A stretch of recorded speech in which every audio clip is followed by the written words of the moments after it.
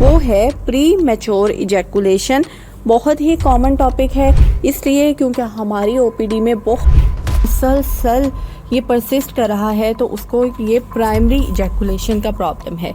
और प्रेशर है, अक्सर मेल्स को परफॉर्मेंस का भी प्रेशर होता है, जिसकी वजह से प्री मैच्योर इजैकुलेशन हो जाती है। प्री मैच्योर इजैकुलेशन के प्रॉब्लम्स ऐसे मेल्स को ज़्यादा होते हैं।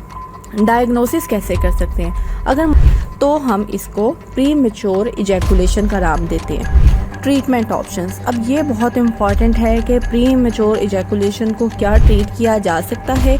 जी हाँ, प्री मैच्योर इजैकुलेशन को ट्रीट किया जा सकता है। मल्टीपल ऑप्शंस हमारे। नेक्स्ट ओरल मेडिकेशन की बात करें तो ओरल मेडिकेशन में एक मेडिकेशन है सिलेक्टिव सेरोटोनिन रीअपटेक इनहिबिटर्स। अस्सलामुअलैकुम, welcome to my YouTube channel. This is me doctor Abira Ali and I am a gynaecologist. आज आपके साथ मैं जो टॉपिक डिस्कस करने वाली हूँ वो है प्री मैच्योर इजैकुलेशन। बहुत ही कॉमन टॉपिक है, इसलिए क्योंकि हमारी ओपीडी में बहुत सारी ख़वातीन इस चीज़ की कंप्लेंट कर रही होती हैं कि उनके हस्बैंड्स को प्री मैच्योर इजैकुलेशन का प्रॉब्लम है। मे बी वो इतनी ज़्यादा ओपनली बात नहीं कर पाती अपने पार्टनर के साथ भी, और किसी और से भी वो डिस्कस नहीं कर पाती, और इसकी वजह से वो बहुत ज़्यादा फ्रस्ट्रेशन का शिकार होती हैं और उन्हें समझ नहीं आती कि इसका ट्रीटमेंट पॉसिबल है या नहीं, और इसकी वजूहात क्या हैं और कैसे इसको बेहतर किया जा सकता है। तो अक्सर ये प्रॉब्लम वो अपनी गायनाकोलॉजिस्ट के साथ ही डिस्कस करती हैं। तो ये प्री मैच्योर इजैकुलेशन क्या होता है और इसकी रीजंस क्या होती हैं और इसका ट्रीटमेंट क्या पॉसिबल है, और अगर पॉसिबल है तो कैसे इसका ट्रीटमेंट किया जा सकता है, इन सब के बारे में आज के वीडियो में हम बात करेंगे।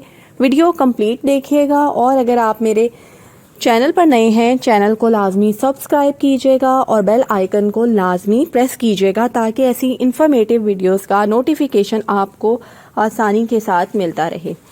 तो प्री मैच्योर इजैकुलेशन क्या है? ये एक बहुत ही कॉमन मेल सेक्सुअल डिसफंक्शन है, जिसमें मेल अपनी डिज़ायर से पहले ही डिस्चार्ज हो जाता है, और ये जो इजैकुलेशन होती है वो पेनिट्रेशन के फ़ौरन बाद ही हो जाती है। या सादा अल्फाज में अगर कहा जाए तो ये मर्दाना टाइमिंग की कमी है, जो कि बहुत ही कॉमन इशू है, और पेनिट्रेशन के फ़ौरन बाद ही कहने के इजैकुलेशन हो जाती है, और मेल इसको अपनी डिज़ायर के हिसाब से कंट्रोल नहीं कर पाता। इससे ना सिर्फ ये कि मेल स्ट्रेस में आ जाता है, बल्कि ये ओवरऑल एक कपल को परेशान करती है, क्योंकि इससे सेक्सुअल सेटिस्फेक्शन भी नहीं हो पाती, और जो रिलेशनशिप है वो भी डिस्टर्ब होता है।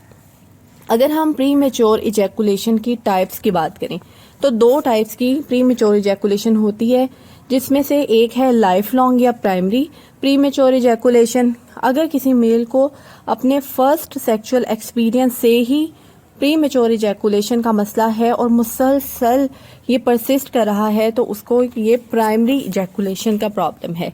और अगर किसी मेल को बाद में लाइफ में ये प्रॉब्लम स्टार्ट हुआ है, पहले वो ठीक था, तो इसको हम एक्वायर्ड या सेकेंडरी प्री मैच्योर इजैकुलेशन कहते हैं, जो कि लाइफ में बाद में होता है। इसके ट्रिगर्स मुख्तलिफ हो सकते हैं, जैसे स्ट्रेस, कोई मेडिकल कंडीशन या फिर रिलेशनशिप के इश्यूज।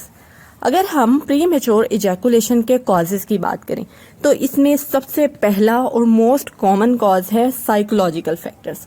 अगर आपको एंग्जाइटी है, स्ट्रेस है, या फिर डिप्रेशन है, या कोई परफॉर्मेंस प्रेशर है, अक्सर मेल्स को परफॉर्मेंस का भी प्रेशर होता है, जिसकी वजह से प्री मैच्योर इजैकुलेशन हो जाती है।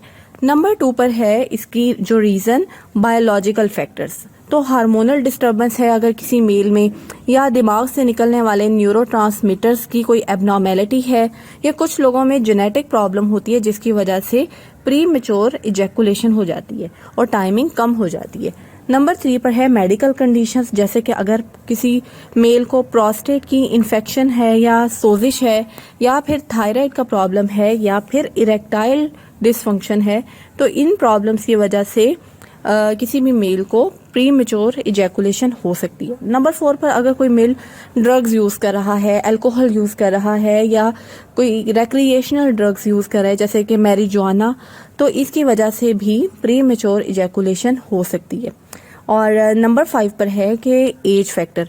अगर बहुत ही यंग एज है तो यंग एज के लड़कों में भी ये प्रॉब्लम ज़्यादा कॉमन होती है, और अगर बहुत ओल्ड एज है तो भी ये प्रॉब्लम हो सकती है। नंबर 6 पर है सीडेंट्री लाइफस्टाइल। अगर किसी मेल का लाइफस्टाइल ये है कि वो बहुत एक्टिवली वर्कआउट नहीं करते और ज़्यादातर उनका बैठ के करने वाला काम होता है, और वो बहुत लेजी हैं, कोई एक्सरसाइज नहीं करते, तो भी प्री मेच्योर इजैकुलेशन का प्रॉब्लम हो सकता है। अगर आपका वेट ज़्यादा है तो भी प्री मेच्योर इजैकुलेशन का प्रॉब्लम हो सकता है। अगर किसी मेल की ओवरऑल हेल्थ कम है, डिस्टर्ब्ड है, ओवरऑल फिटनेस उसकी ऑप्टिमल नहीं है, तो प्री मेच्योर इजैकुलेशन के प्रॉब्लम्स ऐसे मेल्स को ज़्यादा होते हैं। डायग्नोसिस कैसे कर सकते हैं? अगर मुसलसल किसी मेल को ये मसला है कि वो मेल 1 मिनट से भी पहले आफ्टर पेनिट्रेशन इजैकुलेट कर जाता है, या फिर वो अपनी डिज़ायर के हिसाब से अपनी इजैकुलेशन को कंट्रोल नहीं कर पाता, डिले नहीं कर पाता, तो हम इसको प्री मेच्योर इजैकुलेशन का नाम देते हैं। ट्रीटमेंट ऑप्शंस, अब ये बहुत इंपॉर्टेंट है कि प्री मेच्योर इजैकुलेशन को क्या ट्रीट किया जा सकता है। जी हाँ, प्री मेच्योर इजैकुलेशन को ट्रीट किया जा सकता है। मल्टीपल ऑप्शंस हमारे पास अवेलेबल होते हैं। स्टार्ट हम करते हैं बिहेवियरल टेक्निक के साथ, जिसमें सबसे पहली चीज़ आ जाती है एक्सरसाइजेस। ये मुख्तलिफ तरह की बिहेवियरल टेक्निक्स होती हैं, जिनमें पहली चीज़ है stop start method. Stop start method में क्या करते हैं कि सेक्सुअल एक्टिविटी के दौरान एकदम से अगर स्टिमुलेशन को रोक दिया जाए बिल्कुल इजैकुलेशन से पहले, और जब अर्ज कम हो तो फिर से स्टार्ट किया जाए, तो इससे जो इजैकुलेशन होती है उसका कंट्रोल काफ़ी बेहतर होता है। अगर आप अपनी रूटीन में ये स्टॉप स्टार्ट मेथड को अप्लाई करेंगे तो इससे प्री मेच्योर इजैकुलेशन पे काफ़ी कंट्रोल आ जाता है। नंबर 2 पर है स्क्वीज़ मेथड, कि आप अपने पेनिस को अगर स्क्वीज़ करते हैं जस्ट बिफोर इजैकुलेशन, तो भी इससे प्री मेच्योर इजैकुलेशन बेहतर हो जाती है। नंबर 3 पर है पेल्विक फ्लोर मसल एक्सरसाइजेस, जिनको कीगल एक्सरसाइजेस भी कहते हैं। तो पेल्विक फ्लोर के मसल्स को अगर स्ट्रेंथन कर लिया जाए तो इससे बहुत अच्छा कंट्रोल आ सकता है आपकी इजैकुलेशन के ऊपर। तो सबसे पहले तो पेल्विक फ्लोर मसल्स को लोकेट करना बहुत ज़रूरी है। पेल्विक फ्लोर मसल्स वो मसल्स होते हैं जो कि यूरिन को रोकने में काम आते हैं, तो उन मसल्स को आइडेंटिफाई करें और उनकी रेगुलर कॉन्ट्रैक्शन करें। दिन में 3 दफ़ा 4 दफ़ा करें। स्टार्ट आप थोड़ी देर के लिए करें, थोड़ी देर के लिए कॉन्ट्रैक्ट करें, फिर रिलैक्स करें, लेकिन उसके बाद आप इस कॉन्ट्रैक्शन का ड्यूरेशन ग्रेजुअली बढ़ाते जाएं। तो ये थी बिहेवियरल टेक्निक्स। नंबर 2 पर आ जाता है साइकोलॉजिकल टेक्निक्स। तो साइकोलॉजिकल ट्रीटमेंट में पहला ट्रीटमेंट है CBT, जिसको कॉग्निटिव बिहेवियरल थेरेपी कहते हैं। इससे एंग्जाइटी और डिप्रेशन या स्ट्रेस जैसे प्रॉब्लम्स काफ़ी कम हो जाते हैं। अब इस कॉग्निटिव बिहेवियरल थेरेपी में क्या होता है कि इससे जो कम्युनिकेशन होती है वो की जाती है इस तरह के मेल से, और इसके जो ख्यालात होते हैं इंटीमेसी के बारे में और सेक्सुअल रिस्पॉन्सेस के बारे में, उनको एड्रेस किया जाता है, और इन चीज़ों पर फोकस करते हुए मेल की जो कह लें कि थॉट्स होती हैं उनको इम्प्रूव किया जाता है, उसके दिमाग को काम किया जाता है, जिसकी वजह से प्री मेच्योर इजैकुलेशन काफ़ी बेहतर हो जाती है और टाइमिंग पर बहुत ज़्यादा इम्प्रूवमेंट नज़र आती है। और नंबर 3 पर है मेडिकेशंस। अब अगर हम मेडिकेशंस की बात करें तो मुख्तलिफ तरह की मेडिकेशंस होती हैं जो कि प्री मेच्योर इजैकुलेशन को ट्रीट करने के लिए यूज़ होती हैं, लेकिन आपने कोई भी मेडिकेशन डॉक्टर की एडवाइस के बगैर यूज़ नहीं करनी, क्योंकि हर मेडिसिन के कुछ ना कुछ साइड इफ़ेक्ट्स होते हैं और हर मेडिकेशन हर पेशेंट के लिए नहीं होती। इसलिए डॉक्टर से पूछे बगैर आपने कोई भी मेडिकेशन नहीं यूज़ करनी। मेडिकेशन में पहली मेडिसिन आती है टॉपिकल एनेस्थेटिक्स। तो अगर लिडोकेन या प्रिलोकेन क्रीम्स जो अवेलेबल होती हैं या स्प्रेज की फॉर्म में अवेलेबल होती हैं, तो अगर उनको पेनिस के ऊपर अप्लाई किया जाए तो इससे पेनिस की सेंसिटिविटी कम हो जाती है। लेकिन ख्याल ये रखना है कि आपने इसको 10 to 15 minutes before intercourse use करना है, ताकि आपके पार्टनर को इससे नमनेस फील ना हो।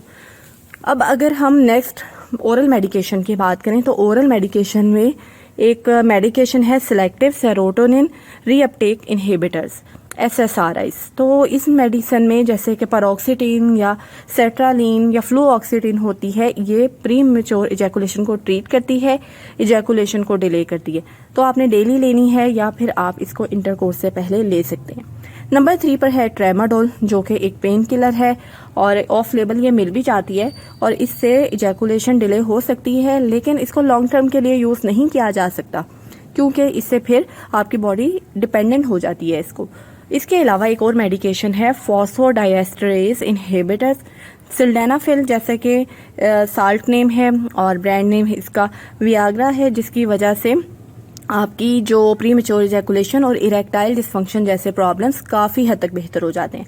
और नंबर 4 पर है एक और इम्पॉर्टेंट स्टेप मेडिकेशन के बाद, लाइफस्टाइल चेंजेस। अपने स्ट्रेस को मैनेज करें, एक्सरसाइजेस करें, मेडिटेशन करें, योगा करें और इसके अलावा फिजिकल एक्सरसाइजेस बहुत ज़रूरी हैं। अपनी डाइट को आपने हेल्दी करना है और बैलेंस डाइट लेनी है। और इसके अलावा कुछ हर्बल मेडिसिन भी होती हैं। हर्बल मेडिसिन मैं आपको रिकमेंड नहीं करूंगी, वो डॉक्टर की एडवाइस के बगैर आपने नहीं लेनी। इसके अलावा अपने पार्टनर के साथ एक अच्छी कम्युनिकेशन बहुत ज़रूरी है ताकि आपका जो परफॉर्मेंस प्रेशर है वो कम हो और आप दोनों मिलकर इस प्रॉब्लम को सॉल्व कर सकें।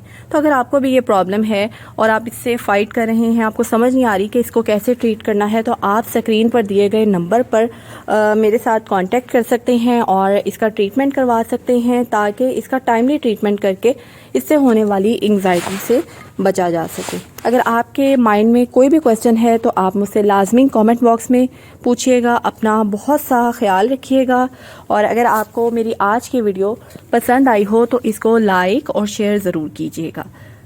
टेक केयर, अल्लाह हाफिज़।